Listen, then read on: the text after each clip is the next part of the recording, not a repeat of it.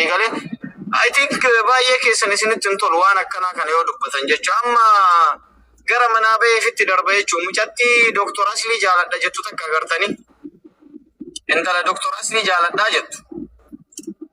Intalli sun Dooktor Asliin akka ilma qabuun beeyti.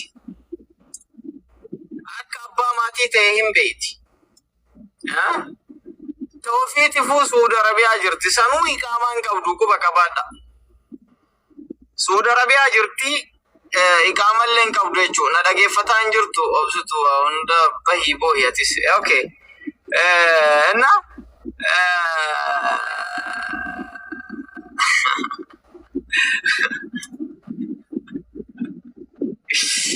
wait good ibar baay'ee na dhukkuba jirallee keessa kiyya kanana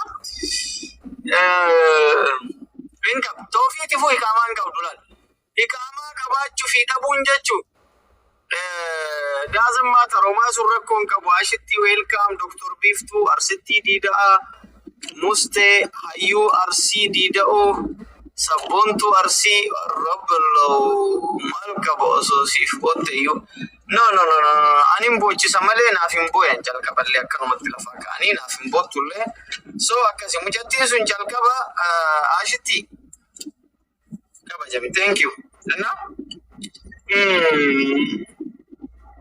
siigalee hin qabdu jecha kana maaliif gootii tokko follower argachuu fi lammaffaa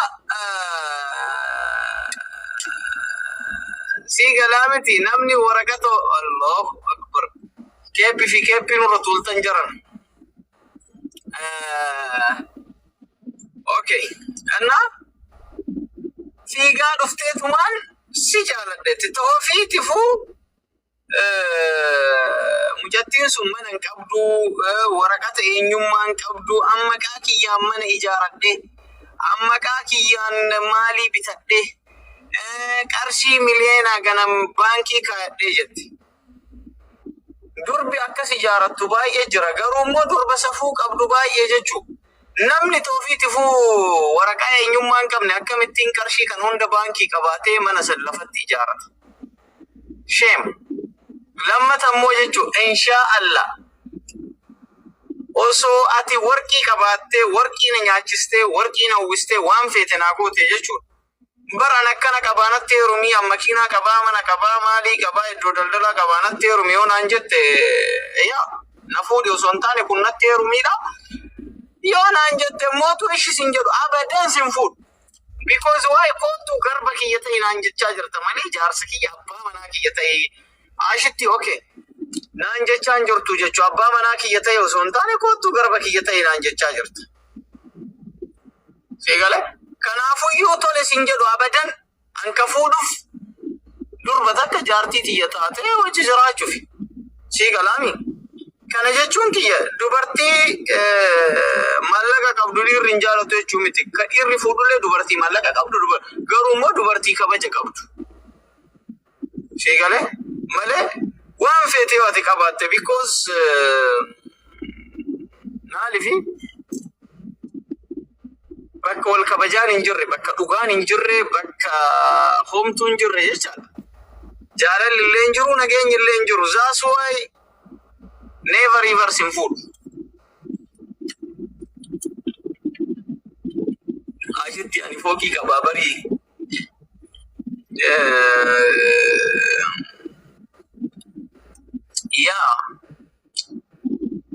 yaa osoo abbaa manaa qabdu akkamitti intalli takka ol baatee aan intala sikkoo manduuti jecha ol baatee tiiktookii namni meeqa laalu kana gubbarratti ol baate amma tunillee jechuu baay'ee Suudi Arabiyaa kanatti nama baay'een maraatee beeka.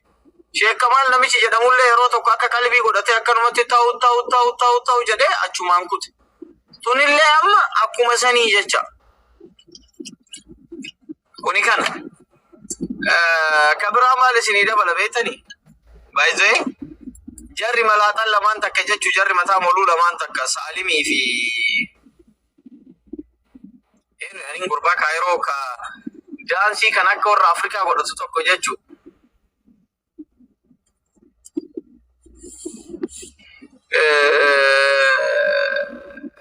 nusila gurbaan tokko jechuun waa'ee jaraa osoo itti deemnu amma jechuun wanni isin beekuu qabdan dubartii ol baatee dhiira tokko sirraa maraadhe si jaaladhe eebade isa malee qabaa ganda lakkisee jettu jecha waan lamaaf isiin amanu tokkoffaa jaalalli isiin sii qabaattee si hamaa jirtu sun jaalala si bituuti qabeenyan jechuun invite si gochuuti fuutee ana waan akkanaa qaba makiinaa qaba koottu na fuudhii koottu akkana ta'ii jaartii ta'e gallakkisii maal godhii jettee sitti fiidu sun wushat jaalala faayidaa ta'e jechuun yookaan isiin qarshiisan jaarsa wayiitirraa ka maallaqa qabu wayiitirraa sugar daddy wayiitirraa qaffaltee ittiin si bitaa jirti.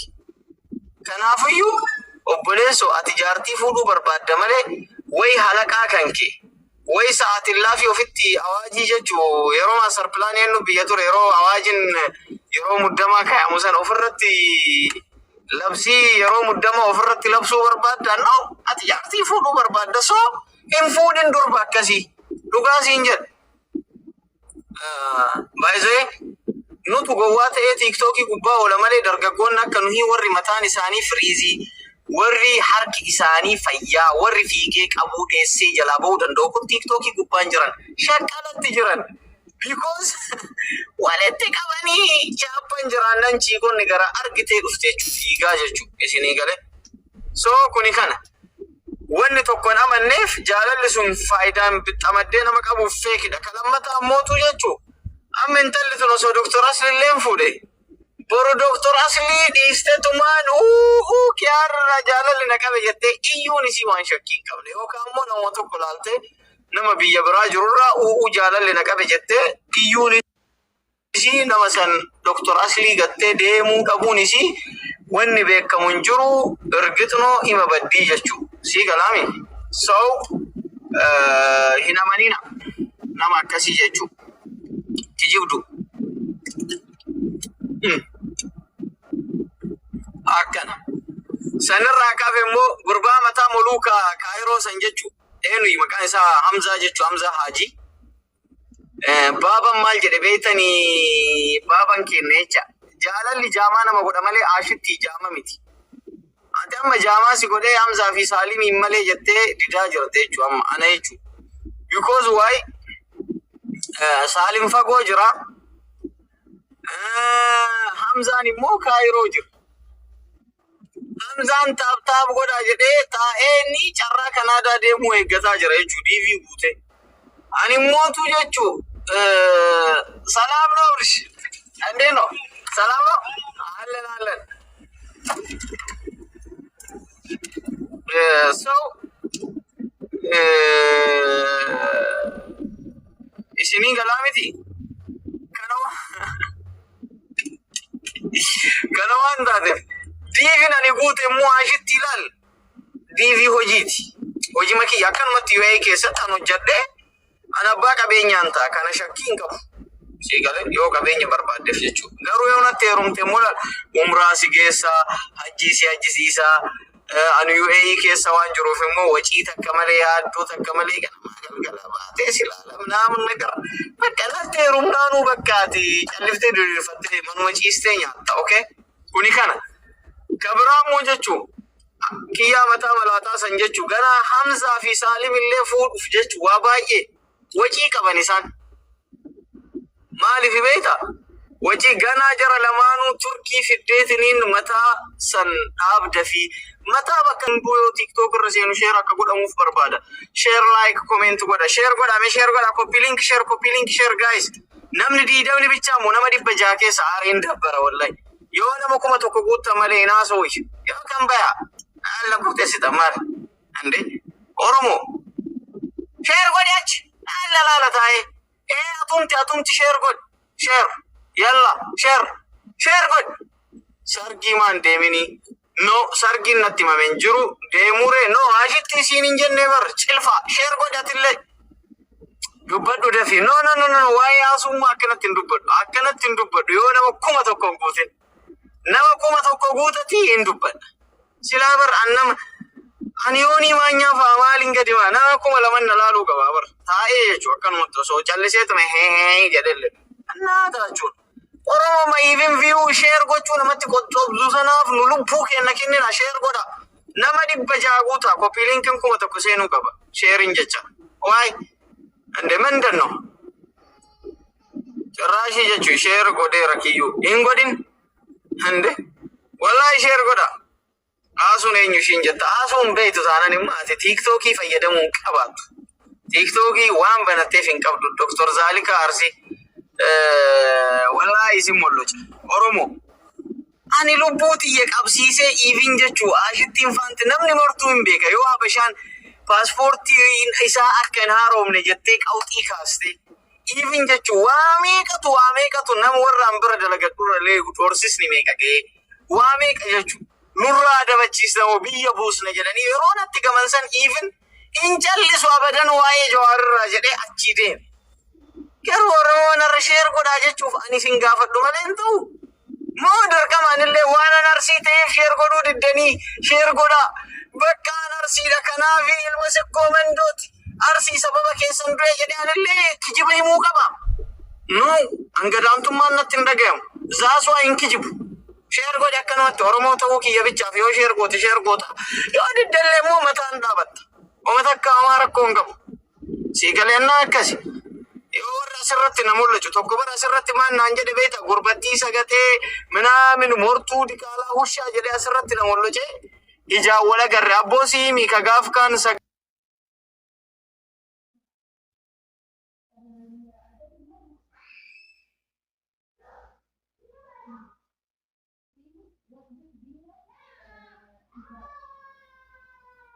naan jedhe mee siktinnaan kiyya maalii ani jennaan jechaadha maal anjale beeta sekretarnaan kiyya maali ani jennaan jechaadha daa'imummaa keetirraa osoo ati areedan baasin si beekaa baran tiiktookii feesbuukii gubbatti bar ati goobazii atiin kun bar ati Jawaar xiqqaadha ni kijiba yoo namni asirratti na arrabsite mootu qaamallee yoo na argite na arrabsi chiboodarraan teennee walitti himnaa jechuudha innaa akkas jecha waa'ee kiyyaa fi waa'ee haasuuti jecha yeroo baay'ee koomenti aasullee ilaalaa kee arbeeti jettaniini yeroo garagaraatitti jechuu waa'ee kiyyallee isii gaafattanii anallee waa'ee aasuu na gaafattan so anaa fi aasuun akkamitti wal barre beektanii anaa fi aasuun asitti wal barre Dubai matti jechuudha hina say waa'ee nama yaa waa'ee haamamiti anaa fi aasuun obboleewwanii seegalamiti Asu means she is my sister. Akka isin arrabsitan akka isin mul'achan kana miti ani immoo kabaja guddaa qabaaf akka malee seegale Asu jechuun immoo nama fayyaaletti wallahi yoo namni beelelle nyaadhu namaan jettu yoo mootu namni even taffa'amellee abshir homaa rakkoon qabu namaan jettu jechuun namoota akkasiisan jechuun waan wal gootan qabdan homa takka waliin goona naaf Asu she is my sister isillee na kabajji hameen natakkalleen qabu fi kanaafiyyuu jechuudha akkas jettanii warri Asu arrabsitan stop jechuu Asu jechuun nama fiqiriiti nama jaalalaati kanaafu isin obboleettiiti yaaga taatetti waan isii kabajuun dirqama Abaabi welcome Abaabi welcome good evening girl መንፈሳዊ ቀን ነው ማሻአላህ ብለናል ማሻአላህ ተባረከላህ እንዴት ነው አልহামዱሊላህ አላህ በእናት አላህ ይመስገን ዋቃ ይመስገን ጌታ ይመስገን እያለን እንኖራለን እኔና አንቺ ስማ እኔና አንቺ አዲስ ሃይማኖት ሀገር በቀል ሃይማኖት ነው መስርተን ጉድ የምናደርገው ፒፕል ይሄ አከና ዋና ከሲቲ በር መለ አሞር አመንቲ ንቆዱ ኩን ጋፍ ሰንገረን ደቁ ይችላል ዋቀ ብትደረስ እንዴት ነህ በእናት አለሁልሽ አባቢ በጣም ነው ወደ በጣም ይሳራ እሬቸ ኑፍታሚ በረና እንዴ ታዲያ እሬቸ በረና ከሚት ኑፍነ ሰኑ እሬቸ በረና ወንት ያደጎን ፓይሌት ኦሮሞት ኑፍ ከሲዲቡ ዱጋ ሲሄጋዱ ረቢ ቆቲዮ ኮፔሰስ ሲሄጋ ዱጋ አካ ጃይባ ከናት ቆቲዮ አልሞቱ ቀላታ አቺ ዱፌ ጀቹ ቆቲዮ አሲ ሚሴንጀራን ቆፔ ፈቻ ጅራ ሶራቻን ጅራ ሶዛ Mustapha Allah jira ummatni muslimaa baay'ee si jaalata jira. Anillee baay'ee jaaladha wallahi. Hin beeku. Maal qabna wal malee yoo nu wal jibbine eenyutu wal jaalata? Sama. Wayyee kaffee. Osoo namni tokko ka'e. Osoo namni tokko amma ka'ee si molloce kaffee. Waan ati arsii taateef si mollocani moo waanuma ati kaffee taateef koo inni matta akkas jettee jarana waan arsii ta'eef mollocani hin jetta. Moo waan an shawaa ta'eef hin jetta. Lakki waan takkatu beektaa mucaa jaartii qabu tokko jaalattee maal jette beektaa mollocanii nama bultii qabu ol baatee si jaaladhe jechuun sheemeen sin qabu nama beektu akkamitti dhalarratti akkas jette jennaan waan ana ganda akkasii ta'eef na mollocanii natti birmadhaa daraa jette. What is this? Goroma. Habibi kiyya Oromoon amantaa waliin qoqqoodu yommuu gorfamnu amantaan kiyya ortodoksii pheenxee waan ta'eef amantaan kiyya musliima waan ta'e jechuuf maaliif akkanatti natti dhaga'amuun hin beeku dusuma dhugaa. Garuu jechuudha. Namni tokko osoma jaalala beeku jaalala ibsuu hin danda'u. Atiin kuni akkamitti jaalala ibsuu dandeessi? Akkamitti eessaa baratti jaalala akkatti ibsuu kana? Jaalalaan baradheetiin miti isuma dhugaa. By the way, namni isuma dhugaa yeroo nama jaalatu kana baratee osoo hin ta'in waanuma itti dhaga'amu kana ibsachuu ni danda'a saniifi. Ani baradhee osoo hin ta'in isuma dhugaa waan si jaaladhuuf waanuma natti dhaga'amu kana waanuma unnii kiyya keessa natti tuqaa jiru kana ibsachaa jira. Si galee haga ammaa si jaalanna jedhanii wanni isaanitti dhaga'amu kana baasanii yoo hin dubbanne isuma dhugaadhaan sin jaalachaa jiran jechuudha. Si galee dhugaan si jedha.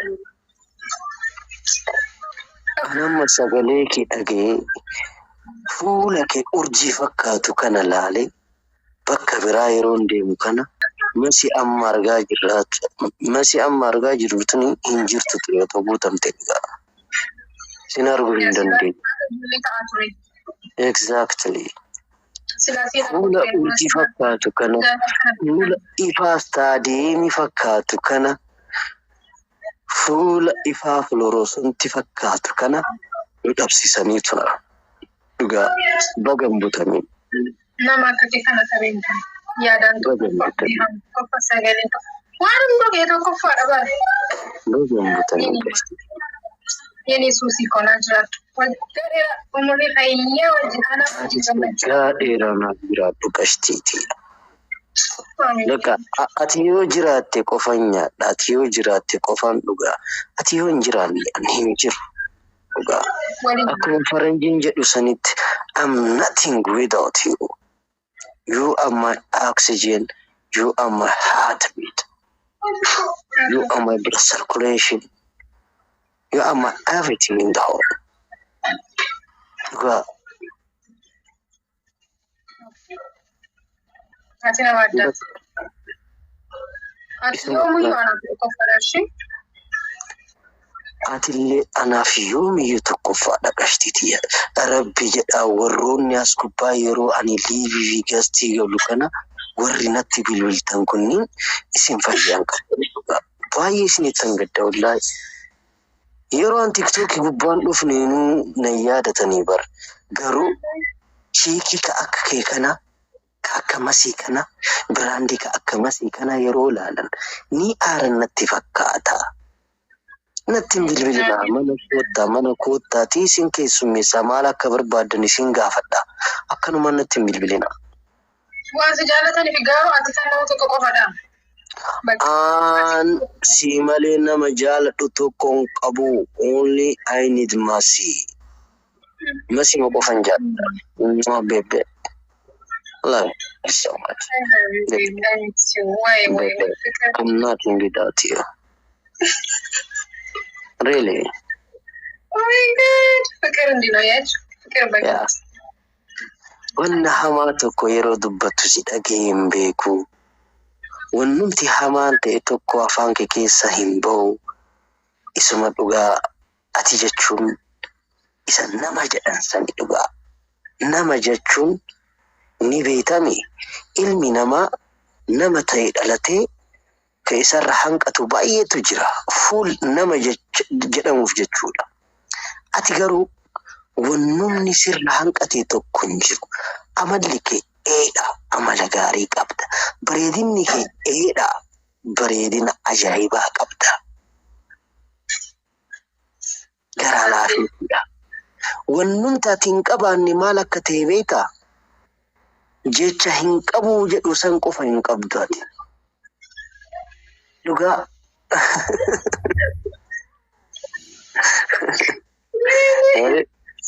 Wannumti ati qabde tokko hin jiru. By the way, lolli natti baay'ata jedhee nan dhiyeessa ba'aaf tokko mana kana dhugaa. Wanta kuntu kan jedhu jaalalani. Bakka yeroo si ilaalu miira keessa gala. Amma bakka gara Dubai dhufuun kiyyannoodha miira keessa galee hin jira dhugaa. Yeroo gabaabaa keessatti wal fuudhuu qabne irratti inshallah miidiyaa kanarratti sarpiraayiz gochuu qabna. Turuun qabna. Uummata keenyallee gammachiisuu qabna. Namni nu gammadu namni si jaalatu nu gammadan beekama. Dhugaadha. Jaalatu gara jaalatu yeroo san qophii isaanii beekan mana akkatti sindi isaanii koo lubbu. Dhugaadha masiiko dhugaadha. Amma Maartiin si'a meeqa na hawwiti beektaa garuu. I know, nothing certain.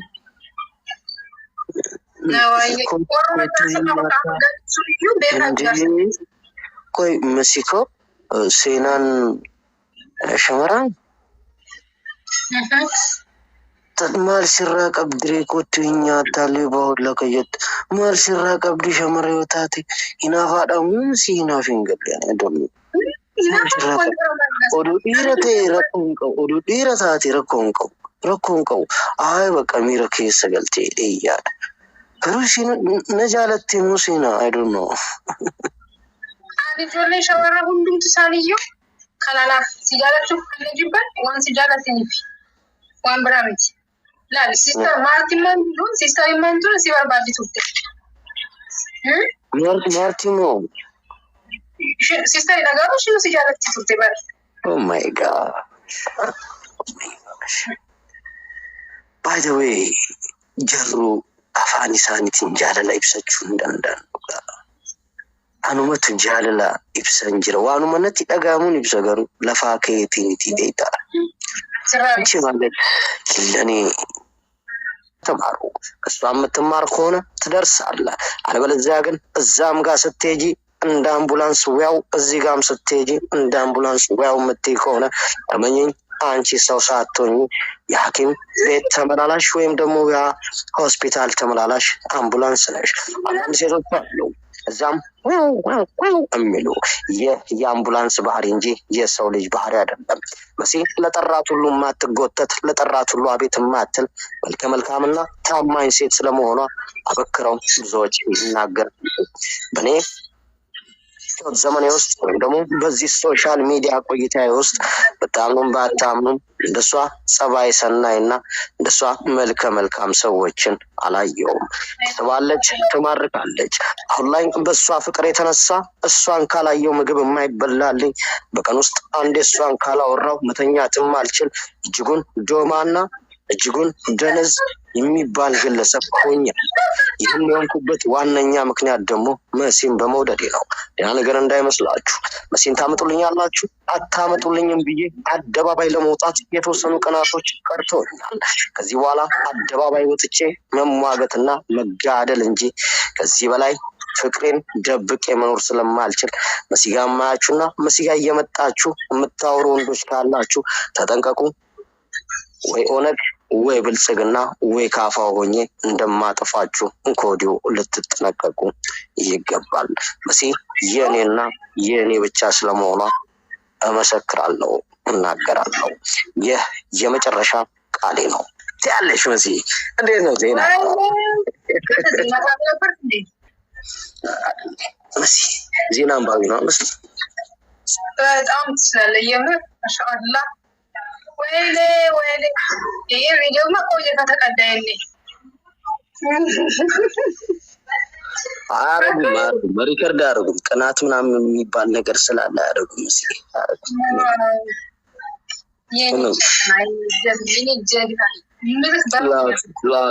love you Mexico. To be honest, I love you so much. ምንም ማድረግ አይቻልም እንግዲህ